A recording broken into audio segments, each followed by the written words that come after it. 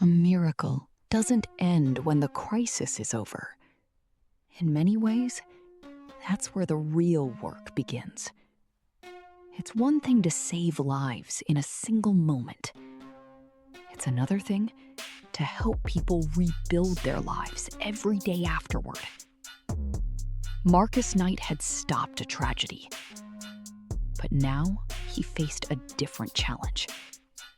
Learning how to live the life he had fought so hard to gain. The sun rose over Redemption Heights. The city looked different. Not perfect, not transformed overnight, but different. Fresh murals covered buildings once covered in gang graffiti. Community gardens stood on vacant lots. Children played basketball without constantly looking over their shoulders. Hope was becoming visible. Inside the community center, Marcus stood before a room filled with teenagers. A sign behind him read, Redemption Heights, Future Leaders Program. The teenagers talked loudly, laughed loudly, ignored instructions loudly. Marcus smiled. Some things never changed. He clapped his hands. All right, listen up. Nobody listened. Okay, clearly we're doing this the hard way. The room chuckled. One teenager shouted, You getting old, Mr. Marcus? The room erupted with laughter. Marcus pointed at him. That's exactly the kind of disrespect I used to get punched for. Everyone laughed harder. The atmosphere relaxed. And suddenly, everyone paid attention. Marcus smiled. This was his mission now. Not controlling young people, guiding them. After the meeting ended, Marcus noticed a young boy sitting alone. The teenager looked angry, defensive, closed off. Marcus immediately recognized the expression because he used to wear it every day. He approached slowly. Mind if I sit here? The boy shrugged. Marcus sat. Silence filled the space. Finally, Marcus spoke. You remind me of somebody. The teenager rolled his eyes. Who? Marcus smiled. Me. The boy laughed sarcastically. You don't know me. Marcus nodded. You're right. The teenager looked away. Marcus continued. But I know anger. The boy remained silent. I know disappointment. I know what it feels like when nobody expects anything good from you. The teenager slowly looked up. For the first time, someone understood. Across town, Brianna stood in front of a courthouse. A broad smile spread across her face. She held an acceptance letter. After years of hard work, late nights, financial struggles, countless sacrifices, she had been accepted into law school. Her phone immediately rang. Marcus. She answered. Hi. Marcus spoke excitedly. Well?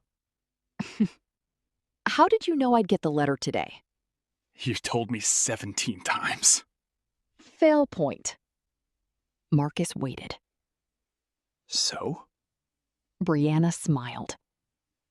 I got in. For a moment, there was silence. Then Marcus shouted loud enough for half the city to hear. Yes! People nearby turned and stared.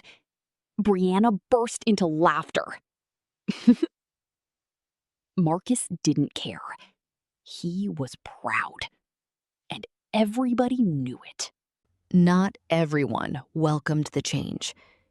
One evening, Marcus received troubling news.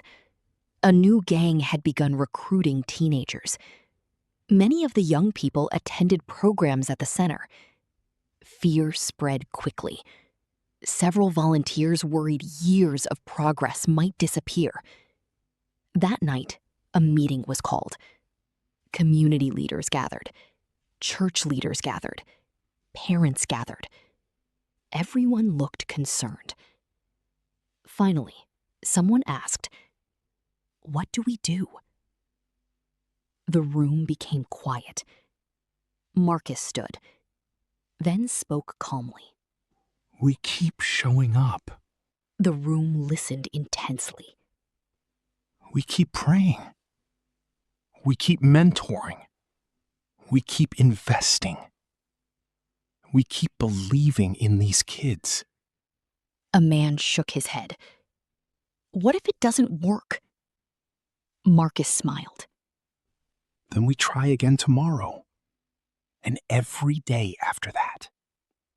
The room fell silent because everybody knew that was exactly what hope looked like. Several months later, Marcus sat with Pastor James.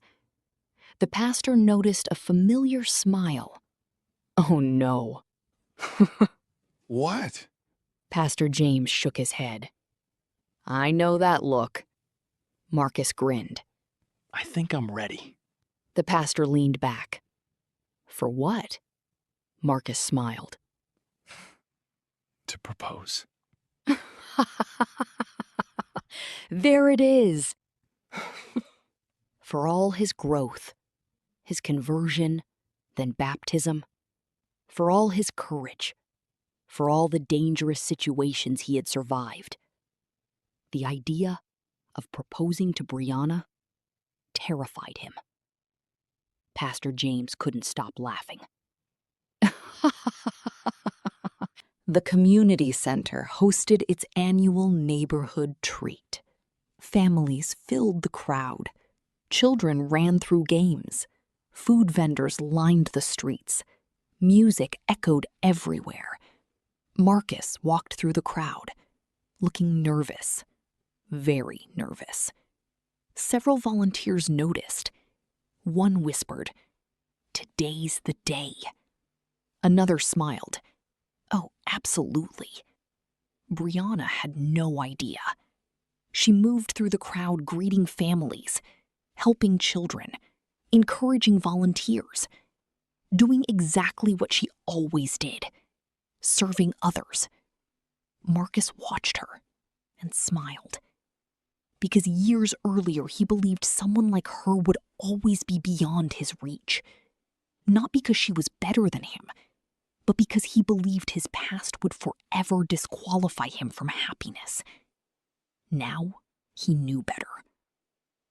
As evening approached, the festival gathered near the stage. The mayor spoke briefly. Community leaders spoke briefly. Then Marcus unexpectedly stepped forward. Brianna looked confused, very confused. Marcus took the microphone. The crowd became quiet. His hands trembled slightly. "Most of you know my story." People nodded. Marcus smiled. Some of you know too much of my story. Laughter filled the crowd. Then his expression softened. There was a time when I believed my life was over. The crowd listened affectionately. I thought my mistakes would define me forever. His eyes found Brianna. But God had different plans. Brianna's eyes began filling with tears. Marcus continued. He brought people into my life who refused to give up on me. People who saw potential where I only saw failure. Now many people were wiping tears away. Marcus slowly approached Brianna, then knelt. The crowd gasped. Brianna covered her mouth. Marcus smiled. Brianna Martin, you believed in me when I couldn't believe in myself.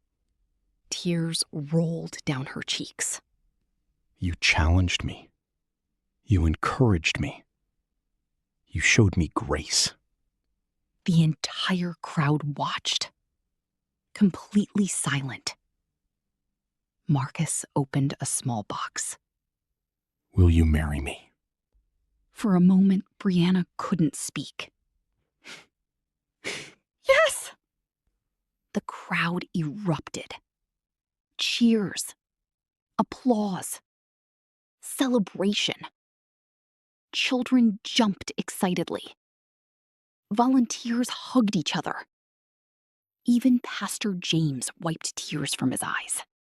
Months later, Marcus and Brianna stood together outside a newly expanded youth center.